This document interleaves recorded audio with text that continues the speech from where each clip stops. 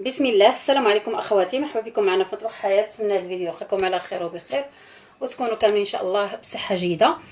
اليوم فكره للعشاء ولا ولوليداتكم المدرسه سهله وكتوجد بسرعه بالمكونات اللي عندكم الدجاج ولا عندكم الكفته ولا هي بالخضره، راها كتجي زوينه. اول حاجه غنبداو بها هي غنعملوا الحشوه. هنا عندي الفلفله الحمراء والخضراء والبصله مقطعه على هذا الشكل، وعندي هنايا الزيت باش نشحرو. ردوها تشحر حتى كتدبل هاد الفلفله والبصله، عاد نضيف الكفته والتوابل. بعد ما كتدبل شويه هانتوما انا عندي الكفته والتوابل. بالنسبه للتوابل عندي الابزار، فلفل الاسود وثومه بودره، عندي سكينجبير والملح وبابريكا، فلفل احمر والزعتر، واحد الرشه ديال جوزه الطيب الكوزه. الا كانت عندكم عملوها، ما كانش حيت الكفته كتواتى مع المذاق ديال الكوزه. صافي غنشحروها ماشي تتحرقوها، كتدبلوهم صافي. راه باقا تزيد تدخل الفران. صافي ها هي وجدات. اللي كيعجبو الحار يعمل الحار. صافي غنطفيو عليها وندوزو الخليط اللي غنعملو معاه. بالنسبه للعجين اللي غنعملو، عجينه سائله. هنا عندي جوج بيضات وعندي الزعتر وعندي الفلفل الاسود والتحميره، بودره ديال الثومه والملح طبعا. عندي هنا واحد 4 كاس ديال الزيت اللي عندكم نباتيه ولا زيت زيتون، الا كان زيت زيتون احسن. وعندي 4 كاس ديال الحليب ونخلط.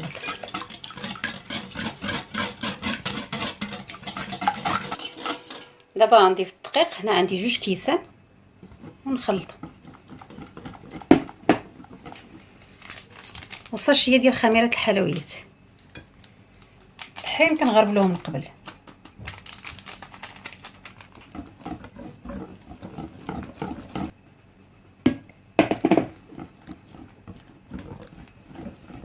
غنضيفو الدقيق اللي بقى لنا، غنضيفو كاس الا ربع اخر ديال الحليب. في النبل الاولى عملنا 4 كاس ودابا كاس الا ربع، في المجموع كاس، باش الخليط كيجي متجانس مزيان. ها القوام كيفاش كيكون. وفي الاخير كنضيفو واحد شويه د الخل باش كيعطي هاد لاباط كتجي هشيشه وزوينه. صافي ها نتوما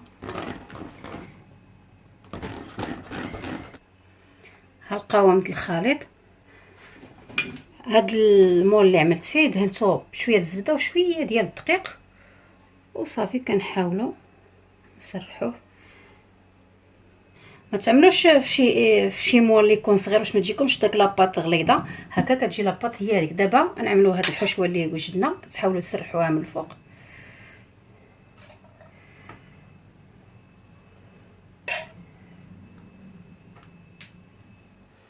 دابا غنضيفوا الزيتون، عملوه اللي بغيتو كحل ولا هاد الخضر.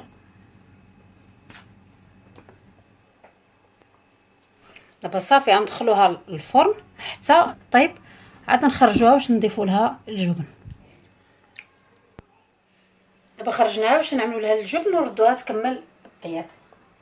كيذوب الجبن من الفوق وكيتحمر. انا هنا عملت جبن بوله موتزاريلا ولا اللي بغيتو، اللي متوفر عندكم. ما كانش تقدموها حتى هكذا راه كتجي مزيانه. ردها دابا الفرن كيذوب داك الجبن وكيتحمر شويه وكنخرجوه. هذا الشكل النهائي ديال الفطيره كتجي زوينه وكتجي رائعه. كاقتراح لوليداتكم المدرسه ولا العشاء، راه رائعه. نقطع لكم تشوفوا كيفاش كتجي. بسم الله. راني رشيت فوق منها شويه ديال الزعتر باش كيعطيها المذاق زوين.